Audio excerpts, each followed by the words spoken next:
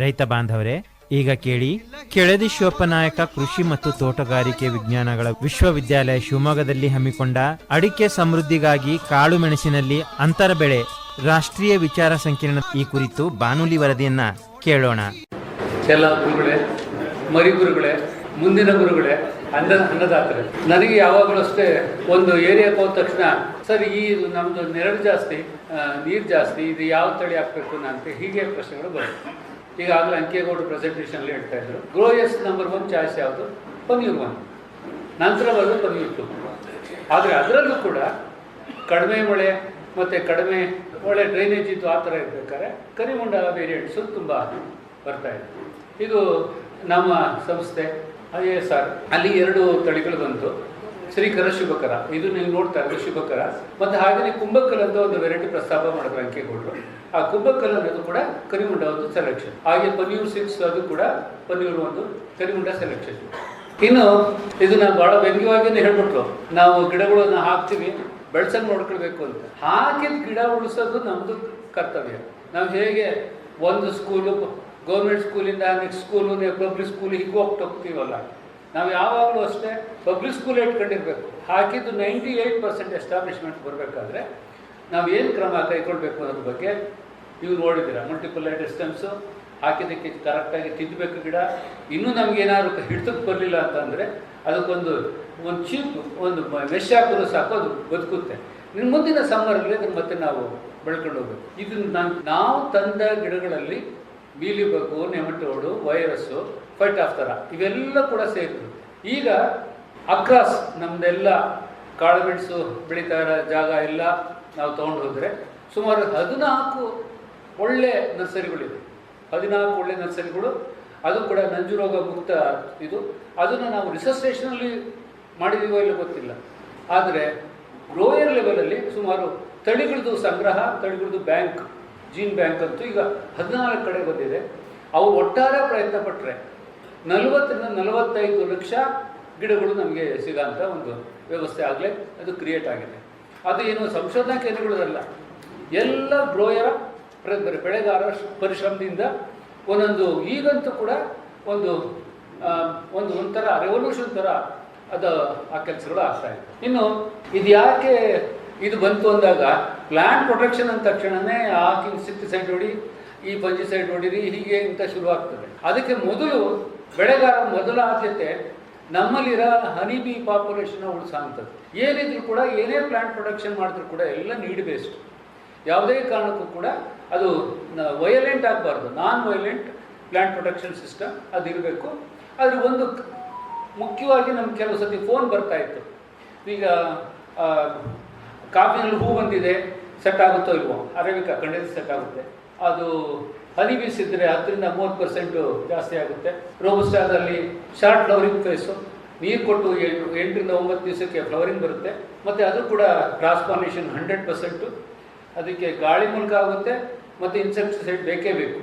ಆಮೇಲೆ self pollination ಅಂತೂ ಇಲ್ಲ ರೋಬಸ್ಟಾದಲ್ಲಿ. ಇದು ಅರೇಬಿಕಾದಲ್ಲಿ ಮಾತ್ರ ಸೆಲ್ಫ್ ಪಾಲಿನೇಷನ್ ಇದೆ. ಮತ್ತು ನಂತರ ಅಡಿಕೆ ಗಾಳಿ ಉಂಟು. ಈಗ ಇದಕ್ಕೆ ಅದಕ್ಕೊಂದು ನೆಕ್ಟಾರ್ ಡಿಸ್ಕೇ ಇರುತ್ತೆ, ಅದರಲ್ಲಿ ಗಂಡು ಹೂ ಬೇರೆ, ಹೆಣ್ಣು ಹೂ ಬೇರೆ. ಆದರೆ ಹೆಣ್ಣೂರಿಗೆ ಒಂದು ನೆಕ್ಟಾರ್ ಡಿಸ್ಕ್ ಇರುತ್ತೆ, ಅದಕ್ಕೂ ಕೂಡ ಹನಿ ಸಿಕ್ಕಿದ್ರೆ ಎನ್ಹಾನ್ಸ್ ಆಗುತ್ತೆ. ಇನ್ನು ನೆಕ್ಸ್ಟು ಕೋಕೋನಟ್, ಅದರಲ್ಲೂ ಕೂಡ ಇದೇ ಥರ ಗಾಳಿಯಿಂದಲೂ ಬರುತ್ತೆ, ಇನ್ಸೆಕ್ಟ್ಸಿಂದಲೂ ಬರುತ್ತೆ. ಮತ್ತು ನೆಕ್ಸ್ಟು ಕಾರ್ಡಮ್ ಅಂತೂ ಎಕ್ಸ್ಟೆಂಡೆಡ್, ಅದಕ್ಕಂತೂ 92% ಪಾಲಿನೇಷನ್ ಆಗಬೇಕಾದ್ರೆ ಎಲ್ಲ ಹನಿ ಬಿಸಿ, ಅದೊಂದು ಮೇಜರ್ ಒಂದು. ಇನ್ನು ಬ್ಲ್ಯಾಕ್ ಪೇಪರಲ್ಲಿ ಅದು ಸೆಲ್ಫ್ ಪಾಲಿನೇಷನ್ ಕೂಡ ಆಗುತ್ತೆ. ಅದಕ್ಕೆ ಅದರದ್ದೇನೆ ಮೇಲಿನ ಭಾಗದ್ದು ಮೊದಲು ಹೂವಿನಿಂದ ಮೊದಲು ಬರೋದು ಹೆಣ್ಣು ಭಾಗ ಬಲಿಯೋದು, ನಂತರ ಒಂದು 3ರಿಂದ 7 ದಿವಸದ ನಂತರ ಗಂಡು ಭಾಗ ಅಂತರ್ಸು ಮೆಚುರಿಟಿ ಬರುತ್ತೆ. ಆ ಮೇಲ್ಭಾಗ ಅದು ಅಡ್ಡಾಡಿದಾಗ ಆ ಗ್ರೈನ್ಸ್ ಬಿದ್ದಾಗ ಗ್ರಾವಿಟಿ ಮೂಲಕ ಅದು ಪಾಲಿನೇಷನ್ ಆಗುತ್ತೆ. ಅದು ಇನ್ನು ಕೋಕೋ ಅಂತೂ ಕ್ರಾಸ್ ಪಾಲಿನೇಷನ್ನೇ, ಅದು ಒಂದು ಬೈಟಿಂಗ್ ಮಿಡ್ಜಸ್ಸಿಂದ ಅದು ಇಷ್ಟ ಆಗುತ್ತೆ. ಕ್ಷಮಿಸಬೇಕು, ನಾನು ಕ್ಯಾಶು ಸೇರಿಸಿಲ್ಲ. ಒಟ್ಟಲ್ಲಿ ಅದರಲ್ಲೂ ಕೂಡ ಮುಖ್ಯವಾಗಿ ನಮಗೆ ಅದು ಭಾಳ ಫ್ಲವರ್ದು ಕಾಂಪೋಸಿಷನ್ ಅಂತೂ ತುಂಬ ಅಷ್ಟು ವೇರಿ ಇದೆ. ಇಷ್ಟು ನಾನು ಯಾಕೆ ಹೇಳ್ತಾ ಇದ್ದೀನಿ ಅಂತಂದರೆ, ಯೂಟ್ಯೂಬಲ್ಲಿ ಸಾಧಾರಣ ಮಾಹಿತಿನೂ ಸಿಗುತ್ತೆ, ಡೈವರ್ಷನ್ನು ಜಾಸ್ತಿ ಆಗುತ್ತೆ. ಯಾವುದೋ ಒಂದು ಪೆಸ್ಟಿಸೈಡ್ ಕಂಪ್ನಿಗೆ ಹೋಗಿ ಇದು ಹೊಡೀರಿ, ಅದು ಕ್ಲಿಯರ್, ಅದೆಲ್ಲ ಖಂಡಿತ ಮಾಡಬೇಡಿ. ನಮಗೆ ಕರೆಕ್ಟಾಗಿ ತಿಳಿದು ಅದನ್ನು ನಾವು ಉಪಯೋಗಿಸಿದ್ರೆ ಮಾತ್ರ ನಾವು ಹನಿ ಬೀಸ್ನ ನಮ್ಮ ಪಾಪ್ಯುಲೇಷನ್ನಲ್ಲಿ ನಾವು ಉಳಿಸ್ಬೋದು. ಈಗಂತೂ ಎಲ್ಲ ಕಡೆ ಹೂವು ಬರ್ತಾ ಇದೆ ಕಾಫಿದಲ್ಲಿ, ಹನಿಬಿ ಪಾಪ್ಯುಲೇಷನ್ ಇಲ್ಲ. ರೋಬಸ್ಟಾ ಹೋದ ವರ್ಷ ಥರ ಈ ವರ್ಷ ಕೂಡ ನನ್ನ ಅನಿಸಿಕೆ ಕ್ರಾಪ್ ಕಡಿಮೆ ಇರುತ್ತೆ. ಅರೇಬಿಕಾಗಿ ಏನೂ ಸಮಸ್ಯೆ ಇಲ್ಲ, ಒಳ್ಳೆ ಹೆಲ್ತಿ ಫ್ಲವರ್ಸು ಚೆನ್ನಾಗಂತೂ ಸೆಟ್ ಆಗುತ್ತೆ. ಇಲ್ಲಿ ನಾವು ನೋಡ್ತಾ ಇರೋದು, ಈಗ ಅಂಕೇಗೌಡರು ಹೇಳಿದ್ರು, ಈಗ ನಾವೊಂದು ಲೈಸೆನ್ಸ್ ಕೊಟ್ಟು ನಾವನ್ನ ISR ಚಂದನ ಇದು ಇವರು ಆ್ಯಕ್ಚುಲ್ ಆಗಿ ಸಾಫ್ಟ್ವೇರ್ ಇಂಜಿನಿಯರ್ಸು, ಕಮರ್ಷಿಯಲ್ ಆಗಿ ಒಂದು ದೊಡ್ಡ ನರ್ಸರಿ ಇನ್ವೆಸ್ಟ್ ಮಾಡಿ ಅವರು ಮಾಡ್ತಾ ಇದ್ದಾರೆ. ಇದು ಆ್ಯಕ್ಚುಲಾಗಿ ಕುಂಬಕಲ್ ಅಂತ ಒಂದು ಸೆಲೆಕ್ಷನ್ನು. ಮತ್ತು ಹಾಗೆಯೇ ISR ಚಂದ ಈಕ್ವಲಿ ವೆರಿ ಗುಡ್ ಮೆಟೀರಿಯಲ್, ಪೇರೆಂಟೇಜು ಕೂಡ ಚೆನ್ನಾಗಿದೆ. ಇದು ಇನ್ನೊಂದು ಈ ಥರದ್ದು ನರ್ಸರಿಗಳು ನಾನು ಆಗಲೇ ಹೇಳಿದೆ, ಸುಮಾರು 14 ನರ್ಸರಿಗಳು ತಯಾರಾಗಿದೆ. ನೀವು ಗೌರ್ಮೆಂಟ್ ಸಿಸ್ಟಮ್ ನಂಬರೇ ಬೇಕಾಗಿಲ್ಲ, ನೇರವಾಗಿ ನಮ್ಮ 14 ಒಳ್ಳೆ ನರ್ಸರಿಗಳಿದೆಯಲ್ಲ, 14 ನನಗೆ ಗೊತ್ತಿರೋ ಹಂಗೆ, ಗೊತ್ತಿಲ್ಲದೆ ಸುಮಾರು ನರ್ಸರಿಗಳು ಈಚೆಗೆ ಬಂದಿದೆ. ಈಗ ಇಲ್ಲಿ ಅಮಾನುಲ್ಲಾ ಅವರು ಕಂಪ್ಯೂಟರ್ ಇಂಜಿನಿಯರ್ ತಂದ್ಬಿಟ್ಟು ತೋಟಕ್ಕೆ ಹಾಕೋರೆ, ಅದು ಏನು ಪೂರಾ ಇಳಿಜಾರು. ಅವನು ಫಸ್ಟ್ ಕ್ಲಾಸ್ ನರ್ಸರಿ ಮಾಡಿದ, 80,000 ಗಿಡ, ಎಲ್ಲ ಸಿಂಗಲ್ ನೋಡ್ ಡಬಲ್ ನೋಡ್ ಅವನೇ ಪಾಠ ಹೇಳ್ಬಿಡ್ತಾರೆ. ಒಂದು ನೋಡ್ ಹಾಕೋದು ಇಷ್ಟು ಸಕ್ಸಸ್ಸು, ಡಬಲ್ ನೋಡ್ ಹಾಕೋದು ಇಷ್ಟು, 3 ರೌಂಡ್ ನೋಡ್ ಹಾಕಿಷ್ಟು, ಹಾಗೆ ಅವನು ಕಂಪ್ಲೀಟ್ ಅದು ಕೊಡ್ತಾನೆ. ಸೊ ಆ ಥರದ್ದು ನಮಗೆ ಒಳ್ಳೆ ಮಾಹಿತಿ ಕೊಟ್ಟು ನಾನು ಹೇಳಿದ್ದಾರೆ. ರೈತ ವಿಜ್ಞಾನಿಗಳು ಭಾಳಷ್ಟು ಜನ ತಯಾರಾಗಿದ್ದಾರೆ.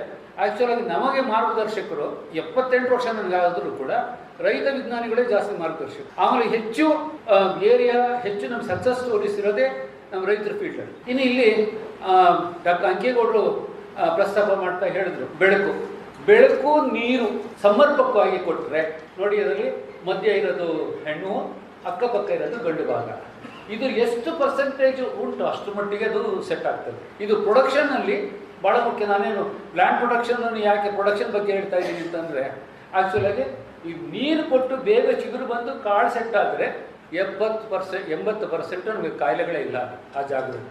ಇನ್ನು ಇಲ್ಲಿ ಹೆಚ್ಚು ಶೀತ ಇರೋಂಥ ಜಾಗದಲ್ಲಿ ಸರ ಬಂದಾಗ ಬೆಳಕಿನ ಕೊರತೆ ಆದರೆ ಅದು ಬೈಸೆಕ್ಷುವಲ್ ಫ್ಲವರ್ ಹೋಗಿ ಫೀಮೇಲ್ ಆಗುತ್ತೆ, ಸರ ಬಿದ್ದೋಗುತ್ತೆ, ಹೊಸ ಸರ ಬರುತ್ತೆ, ಆಂಟ್ರೋಕ್ನೋಸ್ ಬರುತ್ತೆ, ನಾವು ಹೊಡಿತಾನೆ ಇರ್ತೀವಿ, ಔಷಧಿ ನಿಲ್ಲೋದಿಲ್ಲ. ಬೆಸ್ಟ್ ಮೆಡಿಸಿನ್ನು ಮೆಣಸಿಗೆ ಏಪ್ರಿಲ್ ಮೇನಲ್ಲಿ ಕೊಡಬೇಕಾದ್ದು H2O ನೀರು. ಅದೊಂದು ಸಮರ್ಪಕವಾಗಿ ಇರಿಗೇಷನ್ ಅಥವಾ ಅದು ಬಂದರೆ ಅದನ್ನು ಪ್ರೊಡಕ್ಷನ್ ಗ್ಯಾರಂಟಿ ನಮ್ಮ ಕೈ ಹಿಡಿದಾಗ. ಇನ್ನು ಬೆಳಕು ಕೊಟ್ಟದ್ದು ಕೆಲವುದು ನಿರ್ದೇಶನಗಳು ಕೊಡ್ತಾ ಇದ್ದೀವಿ. ಇಲ್ಲಿ ನೋಡಿ, ಯಾವ ಎಲೆ ಚುಕ್ಕಿ ರೋಗ ಇಲ್ಲ. ಇಲ್ಲಿ ನಾವು ಕೊಟ್ಟಿರೋದು ಇನ್ನು 1 ರೌಂಡ್ ಸಿಗೋಸಿ 2 ರೌಂಡ್ ಫೈಟ್ ಆಗ್ತಾರೆ, ಕಂಟ್ರೋಲ್ಗೆ 2 ರೌಂಡ್ ಗೋಲ್ಡ್.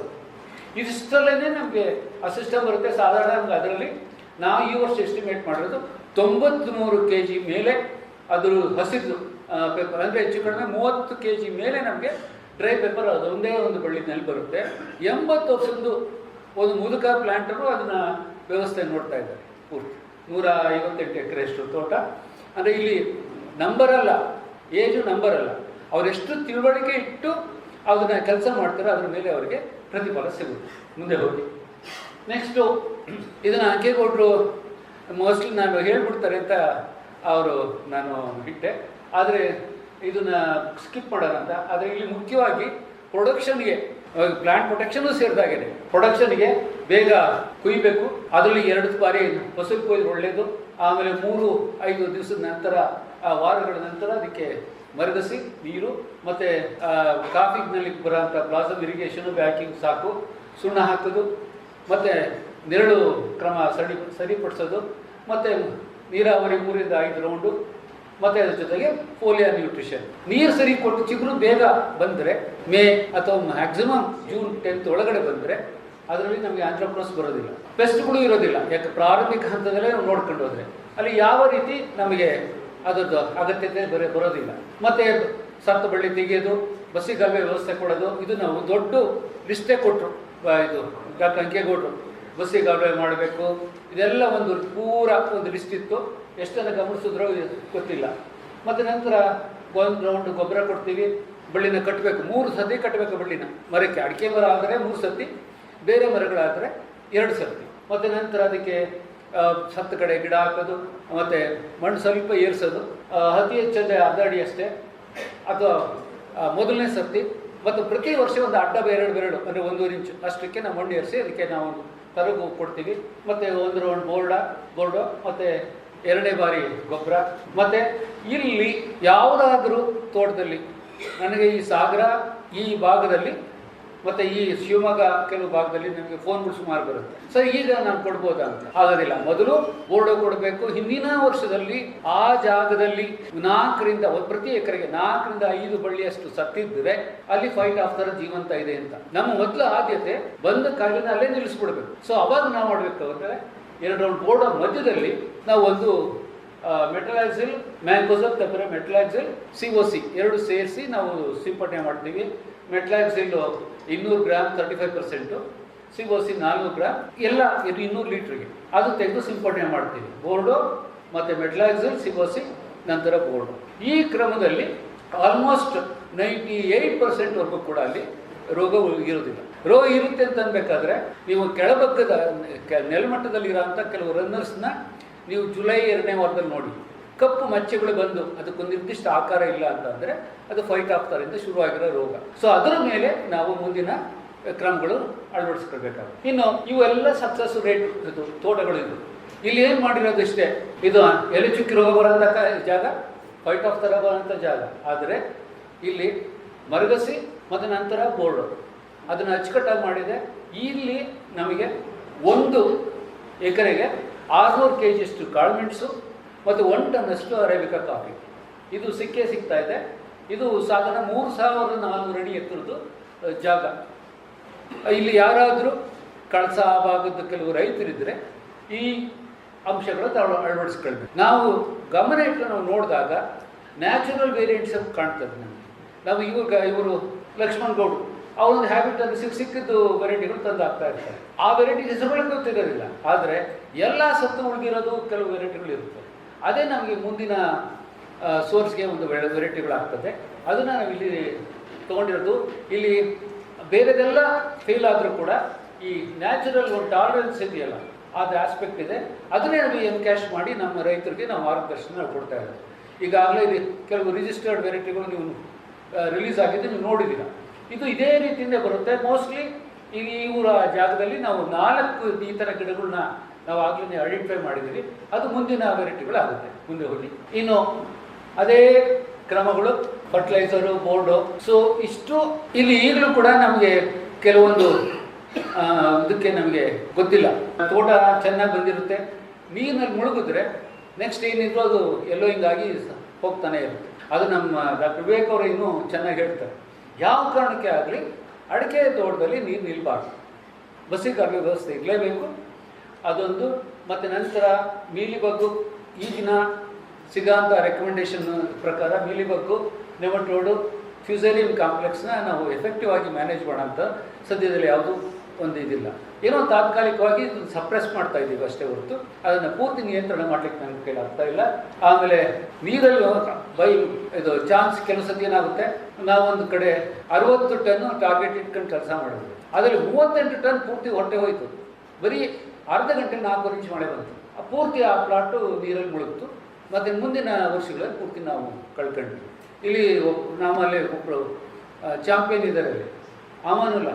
ಅವ್ರು ಹೇಳೋದು, ಸರ್ ನೀವು ಆಂದಲೇ 2 ಗ್ಲಾಸ್ ನೀರು ನಿಂತರೂ ಸಾಕು ಮೆಣಸಿನ ಬುಡದಲ್ಲಿ ಅದು ಹೋದಂಗೆ ಅಂತ. ನೇರ ಒಂದೇ ಸತಿ. ಯಾಕಂದ್ರೆ ಅವರು ಅದೇ ಥರನೇ 2.5 ಅಡಿ ಆಳದ್ದು ಬಸ್ಸಿದವರೆ ಮಾಡಿರ್ತಾರೆ. ಅದೇ ಥರ ಯಾವ ಕಾರಣಕ್ಕೂ ಕೂಡ ಮೆಣಸಲ್ಲಿ ಬುಡಭಾಗದಲ್ಲಿ ನೀರು ನಿಲ್ಬಾರ್ದು, ಆ ರೀತಿ ಅವರು ವ್ಯವಸ್ಥೆ ಮಾಡಿರ್ತಾರೆ. ಇದನ್ನು ನಮ್ಮ ಸ್ಪೈಸಸ್ ಬೋರ್ಡ್ ಮೆಂಬರು ಮತ್ತು ಪಾಟೀಲ್ ಸರ್ ಹೇಳ್ತಾ ಇದ್ರು, ಇದು ಪ್ರಾಡಕ್ಟ್ ಡೈವರ್ಸಿಫಿಕೇಷನ್ ಆಗಬೇಕು. ಅದರಲ್ಲಿ ನಮಗೆ ಬರೀ ಬ್ಲ್ಯಾಕ್ ವೈಟ್ ಜೊತೆಗೆ green, pink pepper, dehydrated green pepper ಮತ್ತು ಪೆಪ್ಪರ್ ಪೌಡರು ಇಂಥದ್ದೆಲ್ಲ ಪ್ರಾಡಕ್ಟ್ ಡೈವರ್ಸಿಫಿಕೇಷನ್ ಮುಂದಿನ ಆಗಬೇಕು. ಡೀಟೈಲು ಅಂದರೆ ನಾನು ಮೇಯ್ನು ಔಟ್ಲೈನ್ಸ್ ಏನೇನು ಬೇಕು ಅದನ್ನು ನಾನು ಹೇಳಿದ್ದೀನಿ. ಇನ್ನು ಕೀಟಗಳ ಬಗ್ಗೆ ಬಂದಾಗ ಯಾವಾಗಲೂ ಅಷ್ಟೇ ಗ್ರೋಯಿಂಗ್ ಪಾಯಿಂಟ್ ಬೆಳೀತಾ ಇರೋದ್ರಲ್ಲೇ ನಮಗೆ ಕೆಲವು ಫೋಲಿಯೇಜ್ ಬರುತ್ತೆ. ಇದು ಗಾರ್ಮೆಂಟ್ ಅಂದ್ಬಿಟ್ಟು ಒಂದು ಪೆಸ್ಟ್. ಇದನ್ನು ಸತಿ ನಾವು ಲೀವ್ ಸ್ಪಾಟ್ ಅಂತ ಓವರ್ಲುಕ್ ಮಾಡ್ತೀವಿ. ಇದರ ನಿಯಂತ್ರಣಕ್ಕೆ ಮಾತ್ರ ಮೇ ಮತ್ತು ಸೆಪ್ಟೆಂಬರಲ್ಲಿ ನಾವು ಯಾವುದಾದ್ರೂ ಒಂದು ಕೀಟನಾಶಕನ ನಾವು ಮಾಡ್ತೀವಿ. ಇಲ್ಲಿ ನಾನು ಬಾಲಿ ಬರ್ತಾ ಇರೋ ಎಲ್ಲ ಕೀಟಗಳು ನಾನು ಪ್ರಸ್ತಾಪ ಮಾಡಲಿಕ್ಕೆ ಹೋಗೋದಿಲ್ಲ. ಇಲ್ಲಿ ಬೇಕಾಗಿರೋದು ಕೆಲವೇ ನಿಮಿಷದಲ್ಲಿ ಏನು ಎಫೆಕ್ಟಿವ್ ಮ್ಯಾನೇಜ್ಮೆಂಟ್ ಮೆಷರ್ ಇದೆಯೋ ಅಷ್ಟಕ್ಕೆ ಮಾತ್ರ ನಾವು ಇಲ್ಲಿ ಚರ್ಚೆ ಮಾಡೋಣ. ಆ ಗ್ರೋಯಿಂಗ್ ಟಿಪ್ ಎಲ್ಲಕ್ಕೂ ಬೇಕಾಗಿಲ್ಲ. ಗ್ರೋಯಿಂಗ್ ಟಿಪ್ಪಿಗೆ ಮಾತ್ರ ನಾವು ಒಂದು ಕೀಟನಾಶಕ, ಮತ್ತು ಇದನ್ನು ಮಾತ್ರ ಆಗಸ್ಟ್ ಕೊನೆಯ ವಾರದಿಂದ ಹಿಡಿದು ಅಕ್ಟೋಬರ್ ಮೊದಲೇ ವಾರಕ್ಕೂ ಕೂಡ ಅದು ಇದಕ್ಕೆ ಗಾಲ್ಬಿಟ್ ಬರೋ ಅಂಥ ಅವಕಾಶಗಳಿರುತ್ತೆ ಆಗಿನ ಟೈಮ್ನಲ್ಲಿ. ಇದು ಒಂದು ಸೊಳ್ಳೆ ಥರ ಒಂದು ಫ್ಲೈ ಮೂಲಕ ಬರುತ್ತೆ. ಅದು ಮಣ್ಣು ಕಕ್ಕುನಲ್ಲಿರುತ್ತೆ. ಅದು ಸಾಫ್ಟ್ ಆದ ತಕ್ಷಣ ಅದು ಬಂದು ಆ ಎಲೆಗಳ ಮೇಲೆ ಮತ್ತು ಸ್ಟೆಮ್ ಮೇಲೆ ಅದು ಮೊಟ್ಟೆ ಇಡುತ್ತೆ. ಒಳಗಡೆ ಪಿಂಕ್ ಕಲರ್ದು ಮ್ಯಾಗಟ್ಸು ಬರುತ್ತೆ. ಸೊ ಇದು ಪ್ರಾರಂಭಿಕ ಹಂತದಲ್ಲೇ ನಾವು ಗುರುತಿಸಿ ಅದನ್ನು ಸಿಂಪಡಣೆ ಮಾಡಿದ್ರೆ ಅದನ್ನು ನೀವು ಈ ಥರ ತೊಗೋಬೋದು. ಬೋರ್ಡ್ ಹೊಡಿಬೇಕಾದ್ರೆ ಈಗಂತೂ ಭಾಳ ಎಫಿಷಿಯೆಂಟ್ ಸ್ಪ್ರೇಯರ್ಸ್ ಎಲ್ಲ ಬಂದಿದೆ. ಅಲ್ಲಿನ ಸಕ್ಸಸ್ ಸ್ಟೋರಿ ಹಿಂದೆ ಟೋಟಲ್ ಕವರೇಜ್ ಏನುಂಟೋ ಅದನ್ನು ನಾವಿಲ್ಲಿ ನೋಡ್ತಾ ಇದ್ದೀವಿ. ಇದು ಅಡಿಕೆ ತೋಟದ್ದು. ಈಗ ವಿಶ್ವೇಶ್ವರ ಭಟ್ ಅವರು ಹೇಳ್ತಾ ಇದ್ರು, ನಮ್ಮದು ಈಗ ನಮ್ಮ ಗೋಡನೇ ಸಾಕಾಗ್ತಾಯಿಲ್ಲ ಮೆಣಸಿಡ್ಲಿಕ್ಕೆ ಅಂತ. ಅದಕ್ಕೆ ಏನಂತಂದರೆ ಈ ಸಿಸ್ಟಮ್ ಬಂದ ಮೇಲೆ, ಎಫಿಷಿಯೆಂಟ್ ಸ್ಪ್ರೇಯರ್ಸ್ ಬಂದ ಮೇಲೆ ರೋಗ ಆಗಿಲ್ಲ. ರೋಗಗಳಿರೋದು ಬೆಳೆಗಾರ ತಲೆನಲ್ಲಿ, ಗಿಡಗಳಲ್ಲಿಲ್ಲ. ಅವರು ಇಲ್ಲಿಗೆ ಗಿಲ್ಟ್ ಬಂತು, ಎಲೋಯಿ ಬಂತು ಅಂತ ಅವರು ಬಿಟ್ಬಿಡ್ತಾರೆ ಹೊರತು ಪ್ರಯತ್ನ ಪಟ್ಟಾಗ ಖಂಡಿತ ನಾವೆಲ್ಲ ಉಳಿಸ್ಕೊಳ್ಬೋದು. ಈಗ ಇಲ್ಲಿ ರಾಮಾನಲ್ಲಿ ಇದ್ದಾರೆ, ಮತ್ತು ನಮ್ಮ ಕೇಶವ ಸರ್ ಇದ್ದಾರೆ, ಲಕ್ಷ್ಮಣ್ ಗೌಡ್ರದ್ದು ಈ ವರ್ಷ ನಾವು 3 ಸತಿ ಸ್ಪ್ರೇ ಮಾಡಲೇಬೇಕಾಗುತ್ತೆ, 5 ಸತಿ ಗೊಬ್ಬರ ಹಾಕಲೇಬೇಕಾಗುತ್ತೆ. 10 ದಿವಸದಲ್ಲಿ 23 ಇಂಚ್ ಮಳೆ ಬಂತು. ಅವಾಗ ನಾವು ಒಂದು ಸ್ಪ್ರೇಗೆ ತಯಾರಾಗ್ಬಿಟ್ರೆ ನಾವು ಅದನ್ನು ರೋಗನ ಎಲ್ಲಿದೆಯೋ ಅಲ್ಲಿಯೇ ನಿಲ್ಲಿಸ್ಬಿಡ್ಬೋದು. ಅದಾಗಿದೆ. ಇದು ಟೋಟಲ್ ಕವರೇಜು ನಾವು ನೋಡ್ತಾ ಇರೋದು. ಅಡಿಕೆ ಎಲೆ ಚುಕ್ಕಿ ರೋಗ ಹೆದರಬೇಡಿ. ಎಲೆ ಚುಕ್ಕಿ ರೋಗ ನಮ್ಮ ತಲೆಯಲ್ಲಿ ಸೇರಿಕೊಂಡು ನಮ್ಮ ತಲೆ ಹಾಳು ಮಾಡ್ತಾ ಇದೆ ಹೊರತು ಅದು 30% ಖಂಡಿತ ನಮ್ಮ ತಪ್ಪಿಂದ. ನೀವು ಯಾಕೆ ಮಳೆ ಜಾಸ್ತಿ ಬಂದಾಗ 3ನೇ ಸ್ಪ್ರೇ ಯಾಕೆ ಮಾಡಲಿಲ್ಲ? ಸೂಳ್ಯದ ಹತ್ರ 230-280 ಇಂಚು ಮಳೆ ಬರೋದು ಕೆಲವು ಸ್ಪಾಟ್ಸ್ ಇದೆ. 3 ಸ್ಪ್ರೇ ತಿಂಗಳಿಗೆ ಒಂದು ಸತಿ ನಾವು ಬೋರ್ಡ್ ಹೊಡ್ಕೊಳ್ತೀವಿ. ಅಡಿಕೆ ಕೊಳೆ ರೋಗ ಬರ್ದಂಗೆ ನಾವು ನಿರ್ವಹಣೆ ಅಲ್ಲಿ ಮಾಡ್ತಾ ಇದ್ದಾರೆ ರೈತರು. ಸೊ ಹಾಗೆಯೇ ಜಾಗಕ್ಕೆ ವಾತಾವರಣ ತಕ್ಕಂತೆ ನಾವು ಸ್ವಲ್ಪ ಅಡಾಪ್ಟ್ ಆದರೆ ಖಂಡಿತ ನಮ್ಮ ಬೆಳೆನ ನಾವು ಸಂರಕ್ಷಣೆ ಮಾಡಬೇಕು. ಇಲ್ಲಿ ನಾನು ಹೇಳಕ್ಕೆ ಹೊಟ್ಟಿರೋದು ಏನಂತಂದರೆ 2 ನೋಡಲ್ ಕಟಿಂಗ್ಸು 3 ನೋಡಲ್ ಕಟಿಂಗ್ಸ್ಗಿಂತ ಸಿಂಗಲ್ ನೋಡಲ್ ಕಟಿಂಗ್ಸಲ್ಲಿ ಸಕ್ಸಸ್ ರೇಟ್ ಜಾಸ್ತಿ. ನಿಮ್ಮ ಮಗನ ಕೇಳಿ ಅಮನುಲ್ ಅವ್ರು ಹೇಳ್ತಾನೆ ಕರೆಕ್ಟಾಗಿ, ಬೇಡ ಅಪ್ಪ 2 ಅದು ಸಕ್ಸಸ್ ರೇಟ್ ಜಾಸ್ತಿ. ಬಟ್ ಒಂದಂದ್ರೆ ಗಿಡ ಹಾಕ್ಬೇಕಾದ್ರೆ ತುಳಿತೀವಲ್ಲ, ಜಾಸ್ತಿ ತುಳಿದ್ರೆ ಅಥವಾ ನಾವು ಅದುಮಿದ್ರೆ ಕಂಕುಳಲ್ಲಿ ಕಳ್ಕೊಂಡ್ಬಿಡ್ತೀವಿ. ಅದೊಂದು ಎಚ್ಚರಿಕೆ ನಾವು ತಗೊಂಡ್ಬಿಟ್ರೆ, ಅಥವಾ 6 ಅಡಿ 5 ಅಡಿ 5 ಎಲೆ ಅಷ್ಟು ಬಂದಾಗ, 5ರಿಂದ 6 ಎಲೆ ಬಂದಾಗ ಗಿಡ ಹಾಕಿದ್ರೆ ನಮಗೇನು ತೊಂದರೆ ಇಲ್ಲ, ಸಕ್ಸಸ್ ರೇಟ್ ಚೆನ್ನಾಗಿರುತ್ತೆ. ಮತ್ತು ರೂಟ್ ಸಿಸ್ಟಮ್ ಭಾಳ ಚೆನ್ನಾಗಿ ಬಂದಿರುತ್ತೆ. ದಯವಿಟ್ಟು ನೀವು ಮುಂದೆ ಒಳ್ಳೆ ಸಕ್ಸಸ್ಫುಲ್ ಪೆಪ್ಪರ್ ಕೂಡ ಹಾಕಬೇಕು ಅಂತಂದರೆ, ಯಾವ ನರ್ಸರಿಲಿ ನೀವು ಗಿಡಗಳು ಕೊಂಡ್ಕೊಳ್ತಿರೋ ಒಂದು ಬ್ಯಾಗ್ ಓಪನ್ ಮಾಡಿ ಮಣ್ಣು ಕೊಡ್ಬಿಟ್ಟು ನೀರಲ್ಲಿ ಅದನ್ನು ತೆಗಿರಿ. ಮಧ್ಯೆ ಏನಾದ್ರು ಕಪ್ಪಾಗಿ ಒಣಗಿರೋದಿದ್ದು, ಸಣ್ಣ ಗಂಟುಗಳಿದ್ದು ಅಥವಾ ತುಂಬ ಪ್ರೊಫ್ಯೂಸ್ ಸಣ್ಣ ಬೇರುಗಳಿದ್ರೆ ಖಂಡಿತ ಅದು ಫ್ರೀ ಕೊಟ್ಟರು ಕೂಡ ತಗೊಳ್ಬೇಡ. ಬೆಳ್ಳಗಿರಬೇಕು, ಇದೇ ಥರ ದೃಢವಾಗಿರಬೇಕು ಬೇರುಗಳು. ಅಷ್ಟಿದ್ರೆ ನೀವು ಹೆಚ್ಚು ಕಡಿಮೆ ಎಲ್ಲನೂ ಏನಂದರೆ ನೀವು ಕೊಡ್ತಿರಲ್ಲ, ಒಂದು ಸೀರೆ ತೊಗೊಂಡ್ರೆ 2 ಸೀರೆ ಫ್ರೀನೋ ಅಥವಾ ಶರ್ಟ್ ಪೀಸೋ ಪ್ಯಾಂಟ್ ಪೀಸೋ ಫ್ರೀಗೆ. ಆದರೆ ಒಂದು ಗಿಡ ತೊಗೊಂಡು ಹೋಗ್ಬಿಟ್ಟು 3 ಕಾಯಿಲೆಗಳು ಫ್ರೀ ಆಗಿ ತೊಗೊಂಡ್ಬರೋದು. ನಾವು ಆ ಕೆಲಸ ನಾವು ಮಾಡೋಕ್ಕೆ ಬೇಡ. ಓಪನ್ ಮಾಡಿ ನೋಡಿ, ಅದು ಬೇರೆ ಎಲ್ಲ ಚೆನ್ನಾಗಿದ್ರೆ ಮಾತ್ರ ನಾವು ಗಿಡನ ಹಾಕ್ಬೇಕು. ಮೋಸ್ಟ್ ಎಫೆಕ್ಟಿವ್ ಲಾರ್ಜೆಸ್ಟ್ ನರ್ಸರಿ ಕುಂಭಕಲ್ದಿದು ಎಲ್ಲ ಸರ್ಪಂಟೇಜ್ ಮೆಥಡ್ ಇದು. ಇದು ನಮ್ಮ 14 ನಮ್ಮ ನರ್ಸರಿ ಮಿತ್ರರ ಹತ್ರ ಇದು ಈಗ ಪ್ರಾಕ್ಟೀಸ್ ಆಗಿದೆ. ಇದಕ್ಕೆ ಒಂದು regular pesticide spray, nutrient spray ಎಲ್ಲನೂ ಮೇಂಟೈನ್ ಮಾಡಬೇಕು. ಪ್ರತಿಯೊಂದು ಜಾಗನೂ ಪೇರೆಂಟ್ ಮೆಟೀರಿಯಲ್ನ ನಾವು ಮಾನಿಟರ್ ಮಾಡಬೇಕು. ಯಾವ ನಂಜುರೋಗ ಸಿಂಪ್ಟಮ್ಸು ಏನಾದರೂ ಲೈಟ್ ಎಲ್ಲೋ ಕಲರ್ ಇದ್ದರೆ ಅದನ್ನು ನಾವು ಬಿಟ್ಟಾಕ್ಬಿಡ್ಬೇಕು. ಯಾವುದು ಹಸಿರಾಗುಂಟು ಅದನ್ನೇ ಮಲ್ಟಿಪ್ಲೈ ಮಾಡಿ ನಾವು ಮುಂದಕ್ಕೆ ತೊಗೊಂಡ್ಬರ್ಬೇಕು. ತುದಿ ಬೆಳೀತಾ ಇರೋ ತುದಿಯಿಂದ 2ನೇ ಅಥವಾ 3ನೇ ಗಂಟಲ್ಲಿ ನಾವು ಬಾಲ್ಸ್ ಹಾಕಿ ಅದು ರೂಟಿಂಗ್ ಮೀಡಿಯಾ ಹಾಕಿದ್ರೆ ಅಲ್ಲೇ ಇನ್ಸ್ಟೆಂಟ್ನೇ ನಾವು ನಾವು ಮಲ್ಟಿಪ್ಲೈ ಮಾಡಬೇಕು. ನಾವೇನು ದೊಡ್ಡದು ಸ್ಟ್ರಕ್ಚರ್ ಏನು ಬೇಕಾಗಿಲ್ಲ. ಕೊಡಗಿಂದು ಎಲ್ಲ ಒಣಗಾಕಿದೆ, ಸರ ಬರ್ತಿಲ್ಲ. ಮುಖ್ಯ ಕಾರಣ ಏನು ಗೊತ್ತಾ? ಬಾಡ್ನ ವೈರಸ್. ಆ ಬಾಡ್ನ ವೈರಸ್ ರಿಜುನೇಟ್ ಮಾಡಲಿಕ್ಕೆ ಈಗ ಹೊಸ ಗಿಡಗಳು ಆಗ್ತಾ ಇದೆ. ಈಗ ಯಾವುದು ಹಳದಿ ಆಗಿದ್ವು ಆ ತೋಟಗಳೆಲ್ಲ ಈಗ ಹಸಿರಾಗ್ತಾ ಇದೆ. ಅದೇ ಕೊಡಗಿಂದು. ಕೊಡಗು ಒಂದು ಟನ್ನಲ್ಲಿ 22,000 ಮೆಟ್ರಿಕ್ ಟನ್ ಕೂಡ ಅಷ್ಟು ಕೆಪಾಸಿಟಿ ಇತ್ತು ಪೆಪ್ಪರ್ ಪ್ರೊಡಕ್ಷನ್ಗೆ. ಬಟ್ ಇದರಲ್ಲಿ 2 ವೈರಸ್ ಬರ್ತಾ ಇದೆ. ಜಾಸ್ತಿ ಬರ್ತಾ ಇರೋದು ಪೆಪ್ಪರ್ ಎಲ್ಲೋ ಮಾಟ್ಲೋ ವೈರಸ್, ಕುಕುಂಬರ್ ವೈರಸ್ ಒಂದೇ ಕಡೆ. ಇದಕ್ಕೆ ಬೇರೆ ಯಾವುದು ಮದ್ದಿಲ್ಲ. ಏನಿದ್ರು ವೈರಸ್ ಫ್ರೀ ಮೆಟೀರಿಯಲ್ನೇ ನಾವು ಪ್ರೊಡ್ಯೂಸ್ ಮಾಡ್ಕೊಳ್ಬೇಕು. ಅದು ನಾವು ಟ್ರೈನ್ ಮಾಡ್ಕೊಳ್ಬೇಕು. ಎಂದೇ ನಾವು ಬಯೋಕೆಮಿಕಲ್ ಪ್ಯಾರಾಮೀಟರ್ಸ್ ಉಪಯೋಗಿಸಿದ್ರು ಕೂಡ 2% ಎರರ್ ಇದ್ದೇ ಇರುತ್ತೆ. ನಾವು ಕಣ್ಣಲ್ಲಿ ನೋಡಿ ತೆಗೆದ್ರು ಕೂಡ ಆ 2% ಎರರ್ ಇದ್ದೇ ಇರುತ್ತೆ. ಸೊ ಅದನ್ನು ನಾವು ನಮ್ಮ ಆದ್ಯತೆ ಏನಿದ್ರು ವೈರಸ್ ಫ್ರೀ ಪ್ಲಾಂಟ್ಸ್. ಇದಂತೂ ಈಗ ಆಗ್ತಾ ಇದೆ. ಇನ್ನು ಅದು ಹೇಗಿರುತ್ತೆ ಫೀಲ್ಡ್ ಸಿಂಪ್ಟಮ್ಸು, ಕುಕುಮ ಮತ್ತು ಬಾಟ್ನಾ ವೈರಸ್ ಬುಡಭಾಗ ತೆಗೆದು ಕೆರೆದ್ರೆ ಅದು ಮೀಲಿಬಗ್ ಬಂದಿರೋದು ಕಾಣಿಸುತ್ತೆ. ಇನ್ನು ಇಲ್ಲಿ ನಮಗೆ ಅನಂತ ರಾಮಕೃಷ್ಣ ಅಂದ್ಬಿಟ್ಟು ಇದ್ದಾರೆ, ಅವರು ಬೇರೆ ಪಯ್ಯಾನಿ ಮತ್ತೆ ತೂಪಮರದಲ್ಲಿ ಹಾಕಿದ್ದಾರೆ. ಒಳ್ಳೆ ವೆಲ್ ಡ್ರೈಡ್ ಸಾಯಿಲ್ ಆದರೂ ಕೂಡ ಇಲ್ಲಿ ಬಸಿಗಾಲುವೆ ವ್ಯವಸ್ಥೆ ಇದೆ. ಯಾವುದೇ ತೋಟ ನಾವು ಶುರು ಮಾಡೋದಕ್ಕೆ ಮೊದಲೇ ಬಸಿಗಾಲುವೆ ಮಾಡೋದು ಒಂದು ಆದ್ಯತೆ.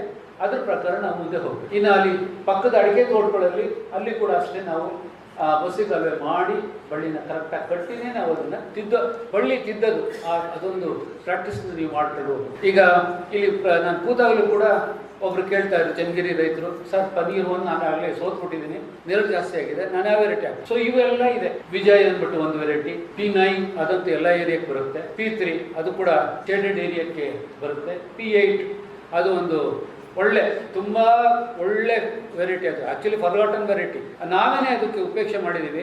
ತುಂಬಾ ಒಳ್ಳೆಯದು, ಅದು ಕೂಡ ಎಲಿವೇಶನ್ ಜಾಸ್ತಿ ಇದ್ದು ಕಡಿಮೆ ಒಳ್ಳೆ P8 ಹಾಕ್ಕೊಳ್ಬೋದು. ಮತ್ತೆ ಈಗಂತೂ ICR ಚಂದ್ರಗಂತೂ ಹಾಟ್ ಫೇವರಿಟ್. ನಾವು ಸೋಲ್ತಾ ಇರೋದು ಫೈಟ್ ಆಫ್ ತರದಿಂದ ಜುಲೈ ಮೊದಲೇ ವಾರದಿಂದ ಹಿಡಿದು ಅಕ್ಟೋಬರ್ವರೆಗೂ ಕೂಡ ನಾವು ನೋಡ್ಕೊಳ್ಬೇಕು. ಮುಖ್ಯವಾಗಿ ಎಲ್ಲಾ ಏರಿಯಾದಲ್ಲೂ ಕೂಡ ನಾವು ಸೋಲ್ತಾ ಇರೋದು ಮುಖ್ಯವಾಗಿ ಫೈಟ್ ಆಫ್ ತರದಿಂದ. 18 ಟನ್ವರೆಗೂ ಹೋಗಿದ್ರು. ಆದರೆ ಒಂದು ಟೈಮ್ನಲ್ಲಿ ಎಲ್ಲ ಬಳ್ಳಿ ನಮ್ಮ ಹತ್ರ ಉಳಿದಿದ್ದಿದೆ ಅವರ ಜಾಗದಲ್ಲಿ, ಅದು 30 ಟನ್ ದಾಟಿರೋದು ಪ್ರೊಡಕ್ಷನ್. ಹೌದಾ ಅಲ್ವಾ? ಅದಕ್ಕೆ ಈಗಾಗಲೇ ನಾನು ಹೇಳಿದೆ, ಅದು ಮಳೆಗಾಲದಲ್ಲೇ ಇರುತ್ತೆ, ಮಣ್ಣಲ್ಲಿ ಇರುತ್ತೆ, ಗಾಳಿ ಮೂಲಕ ಅದು ಹರಡುತ್ತೆ. ಮಣ್ಣಲ್ಲಿರೋ ರೋಗಾಣುನ ನಿಯಂತ್ರಣ ಮಾಡಲಿಕ್ಕೆ ಕಾಪರ್ ಆಕ್ಸಿಕ್ಲೋರೈಡ್ ಅಥವಾ ಟ್ರೈಕೋಡರ್ಮಾ ಸೂಡೋಮೋನಾಸ್, ಗಾಳಿ ಮೂಲಕ ಬರೋ ಫೈಟ್ ಆಫ್ ತರ ನಿಯಂತ್ರಣಕ್ಕೆ ಬೋಡೋ ದ್ರಾವಣ ಸಿಂಪಡಣೆ 2 ಬಾರಿ, ಮತ್ತು 2 ಬಾರಿ ಬೋಡೋ ಮಧ್ಯದಲ್ಲಿ 1 ಬಾರಿ ಮೆಟ್ಲಾಕ್ಸಲ್, ಮ್ಯಾಂಕೋಸೈಬ್ ಅಥವಾ ಮೆಟ್ಲಾಕ್ಸಲ್, ಕಾಪರ್ ಆಕ್ಸಿಕ್ಲೋರೈಡ್ ಅದಿಷ್ಟು ನಾವು ಮಾಡೋದು. ಈಗಂತೂ ಹೊಸ ಸಿಸ್ಟಮ್ಗಳು ಬಂದಿದೆ, ವೀಡ್ ಮ್ಯಾಟ್ ಹಾಕಿ ನಾವು ನಿಯಂತ್ರಣ ಮಾಡೋವಂಥದ್ದು. ಇದು ಒಳ್ಳೆ ಕರಿಮುಂಡ ಒಂದು ಸೆಲೆಕ್ಷನ್ನು. ಈಗ ಹೊಸ ಪ್ಲಾಟ್ಗಳು ಈಗ ನಾವು ಮಾಡ್ಬೋದು. ಇಲ್ಲಿ ಬಯಲುಸೀಮೆಯಿಂದ ಬಂದವರು ಈಗೆಲ್ಲರೂ ಆತಂಕ ವ್ಯಕ್ತಪಡಿಸ್ತಾ ಇರೋದು ಅಡಿಕೆ ಏರಿಯಾ ಜಾಸ್ತಿ ಆಗಿದೆ, ಏನು ಮಾಡೋದು? ನಾವು ಒಂದು 5 ಮಾಡೆಲ್ ಕ್ರಿಯೇಟ್ ಮಾಡಿದ್ದೀವಿ. ಚಳ್ಳಕೆರೆಯಲ್ಲಿದೆ, ದಾವಣಗೆರೆಯಲ್ಲಿದೆ, ಚಿತ್ರದುರ್ಗದಲ್ಲಿದೆ, ಆಮೇಲೆ ಮೈಸೂರು ಸುತ್ತಮುತ್ತಲೇ 5 ಮಾಡೆಲ್ಸ್ ಉಂಟು. ಯಾವುದು ನಿಮಗೆ ಇಷ್ಟಪಡ್ತೀರೋ ಅಲ್ಲಿ ಬರಬೇಕು, ಗುಂಪಲ್ಲಿ ಬರಬೇಕು. ಇಂಡಿವಿಜುವಲ್ ಆಗಿ ಫೋನ್ ಮಾಡಿದ್ರೆ ಖಂಡಿತ ಇಲ್ಲ. ಒಂದು ಸಾಮೂಹಿಕ ಒಂದು ಪ್ರಯತ್ನ ಥರ ಬನ್ನಿ. ಯಾವ ಥರ ಮಾಡಲ್ ಬೇಕಾದ್ರೆ ನಿಮ್ಮ ಸಿಸ್ಟಮ್ಗೆ ಬರಬೇಕು. ನಮ್ಮ ಸಿಸ್ಟಮಲ್ಲಿ ಕಾಳುಮೆಣಸು ಇರುತ್ತೆ, ಅಡಿಕೆನೂ ಇರುತ್ತೆ, ಮತ್ತು ಕಾಫಿನೂ ಇರುತ್ತೆ. 3 ಈಗ ಒಂದು ಹಿಡನ್ನು ನಮ್ಮ ಟ್ರೆಷರ್ ಏನಂತಂದರೆ, ಅದು ಎಲ್ಲ ಕಡೆ ನಾವು ಚಿನ್ನ ಉಂಟು, ವಜ್ರ ಉಂಟು, ಎಲ್ಲನೂ ನಮ್ಮ ಜಮೀನಲ್ಲೇ ಉಂಟು. ಆದರೆ ನಾವು ಅದನ್ನು ತೊಗೊಳಕ್ಕೆ ನಾವು ತಯಾರಿಲ್ಲ. ಅಡಿಕೆಗೆ ಮೆಣಸು ಹಾಕಿ, ಅಡಿಕೆ ಮಧ್ಯದಲ್ಲಿ ಕಾಫಿ ಹಾಕಿ. ಈಗ ನಾನು ಒಂದು ಉದಾಹರಣೆ ಹೇಳ್ತೀನಿ. ಈ ವರ್ಷ 45% ಕ್ರಾಪ್ ಕಡಿಮೆ ಆಗಿದೆ. ಆದರೆ 54 ಲಕ್ಷ 14,000 ಕಾಫಿ ಗಿಡದಿಂದ ಬಂದಿದೆ, 14,000. ಮತ್ತು ಹಾಗೆಯೇ ಈಗ ಹಾರ್ವೆಸ್ಟಿಂಗ್ ಕಮೆನ್ಸ್ ಆಗಿದೆ. 10 ಲ್ಯಾಕ್ 10 ಟನ್ನು ನಮಗೆ ಅದರಲ್ಲಿ ಸಿಗುತ್ತೆ. ಅದನ್ನು ನೀವು ಇವತ್ತಿನ ರೇಟಿಗೆ ನೀವು ನೋಡ್ಕೊಳ್ಳಿ, 68 ಲಕ್ಷ ಅಂತೂ ಗ್ಯಾರಂಟಿ.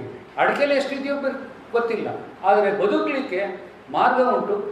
ಖಂಡಿತ ಅದಕ್ಕೆ ನಾವು ಉಪೇಕ್ಷೆ ಮಾಡೋದು ಬೇಡ, ನಾವು ಪ್ರಯತ್ನ ಪಡೋಣ. ಮಲ್ಚ್ ಹಾಕಿದ್ದು ಬೇರೆ ಮಾಡಲು ಇದೆಲ್ಲ ನಾವು ಕೈ ಹೋಯಿತು, ಫೈಟ್ ಥರ ಬಂತು, ಆಂಟ್ರಪ್ರನರ್ಸ್ ಬಂತು, ಕೈ ತೊಳೆದಿರೋದಲ್ಲ. ದೃಢವಾಗಿ ನಿಂತು ಅದರಿಂದ ನಾವು ಕಂಟ್ರೋಲ್ ಮಾಡಿದ್ರೆ ಖಂಡಿತ ಯಾವುದೇ ಕಾಯಿಲೆ ಆಗಲಿ ಕೂಡ ನಾವು ಹಿಡಿದು ತೊಗೊಳ್ಬೋದು. ಇನ್ನು ಹೊಟ್ಟೆ ಹಸಿತಾ ಉಂಟು, ಇನ್ನು ಬೇರೆ ಬೇರೆ ಹಂತದಲ್ಲಿ ನಿಯಂತ್ರಣ ಮಾಡೋ ಅಂತ ಕೆಲವು ಇದಿದೆ. ಮತ್ತು ನಾವು ಇನ್ನು ಮತ್ತೆ ಅಡಿಕೆ ತೋಟಗಳು ಡೈವರ್ಸಿಫೈ ಮಾಡಲಿಕ್ಕೆ ಸಾಧ್ಯ ಉಂಟು.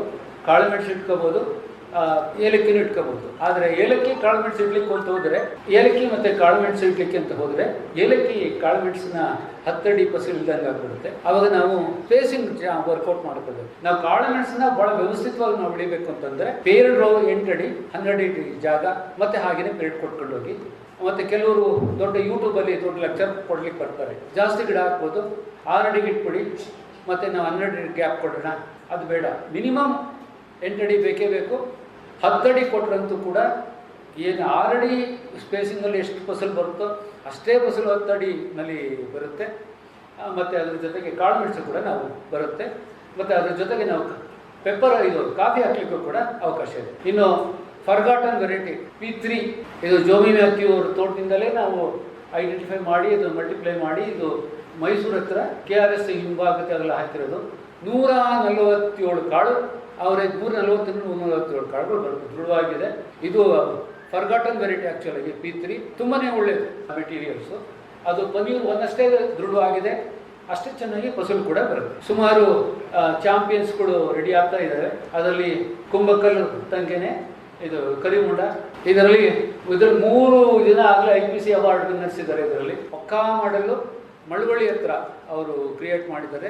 ಆಸಕ್ತಿ ಇದ್ದರೆ ಮೊದಲೇ ನೀವು ಮಾಡಿ ಬಂದರೆ ಮೋಸ್ಟ್ಲಿ ನಮ್ಮ ಇಂಡಿಯಾದಲ್ಲಿ the best model, areca based ಮಾಡೆಲ್ನ ನೋಡ್ಲಿಕ್ಕಾದ್ರೆ ನಾವು ಅಲ್ಲಿಗೆ ಬರಬೇಕು. ಅಲ್ಲಿ ಕೂತಿರೋರ್ದು ಸುಶೀಲ್ ಅಂದ್ಬಿಟ್ಟು ಸಾಮೂಹಿಕವಾಗಿ ಬಂದರೆ ಖಂಡಿತ ಅದಕ್ಕೆ ನಾವು ಮಾರ್ಗದರ್ಶನ ಖಂಡಿತ ಮಾಡ್ಬೋದು. ಆದರೆ ಅವ್ರಿಗೆ ಪ್ರಶ್ನೆಗಳು ಹಾಕಿ ಕೇಳಬಾರ್ದಲ್ಲ. ಅಲ್ಲಿ ಸಿಸ್ಟಮ್ ಬೇರೆ ಇದೆ, ಮಾಹಿತಿ ಹೋಗ್ಬೇಕು, ಅವ್ರ ತಲೆ ತಿನ್ನಬಾರ್ದು, ಅರ್ಥ ಮಾಡ್ಕೊಳ್ಬೇಕು, ಅವ್ರ ತಲೆ ತಿನ್ನಬಾರ್ದು. ಆ ರೀತಿ ಬರೋ ರೈತರಾದರೆ ಖಂಡಿತ ಕರ್ಕೊಂಡು ಹೋಗ್ಬೋದು. ನನಗೂ ತೃಪ್ತಿ ಇಲ್ಲ, ಎಲ್ಲ ಪಾಯಿಂಟ್ಸ್ ಕವರ್ ಮಾಡಿದ್ದೀನಿ ಅಂತ. ಕಾಳುಮೆಣಸು ಅಂತ ಹೇಳ್ಬೇಡಿ, ನಮ್ಮದು ಲ್ಯಾಂಡ್ ಆಫ್ ಸ್ಪೈಸಸ್ ಅಂತ ನಮ್ಮ ಇಂಡಿಯಾ ದೇಶನ ನಾವು ಗುರುತಿಸೋದು. ಅದರಲ್ಲೂ ಕೂಡ ಕಾಳುಮೆಣಸಲ್ಲೇ ಸಾಂಬಾರು ಬೆಳೆಗಳೇ ರಾಜ ಅಂತಂದರೆ ಕಾಳುಮೆಣಸು.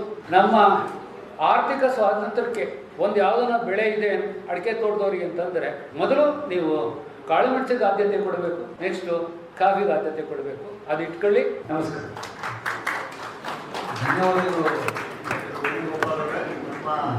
ಇದುವರೆಗೆ ಕೆಳದಿ ಶಿವಪ್ಪನಾಯಕ ಕೃಷಿ ಮತ್ತು ತೋಟಗಾರಿಕೆ ವಿಜ್ಞಾನಗಳ ವಿಶ್ವವಿದ್ಯಾಲಯ ಶಿವಮೊಗ್ಗದಲ್ಲಿ ಹಮ್ಮಿಕೊಂಡ ಅಡಿಕೆ ಸಮೃದ್ಧಿಗಾಗಿ ಕಾಳು ಮೆಣಸಿನಲ್ಲಿ ಅಂತರ ಬೆಳೆ ರಾಷ್ಟ್ರೀಯ ವಿಚಾರಣಾ ಸಂಕಿರಣ ಕೇಳಿದಿರಿ. ಕಾರ್ಯಕ್ರಮ ಸಂಘಟನಾ ಕಾರ್ಯದರ್ಶಿ, ಪ್ರಾಧ್ಯಾಪಕರು ಮತ್ತು ಅಡಿಕೆ ಸಂಶೋಧನಾ ಕೇಂದ್ರ ಶಿವಮೊಗ್ಗ ತೋಟಗಾರಿಕೆ ಡಾಕ್ಟರ್ ನಾಗರಾಜಪ್ಪ ಅಡಿವಪ್ಪರ್ನವರು. ಹೊರಾಂಗಣ ಧ್ವನಿ ಮುದ್ರಣ, ನಿರ್ವಹಣೆ ಮತ್ತು ನಿರ್ಮಾಣ ಡಾಕ್ಟರ್ SM ಸುಧಾಕರ್. ಭದ್ರಾವತಿ ಆಕಾಶವಾಣಿ ಕೇಂದ್ರದಿಂದ ಪ್ರಸಾರವಾಯಿತು.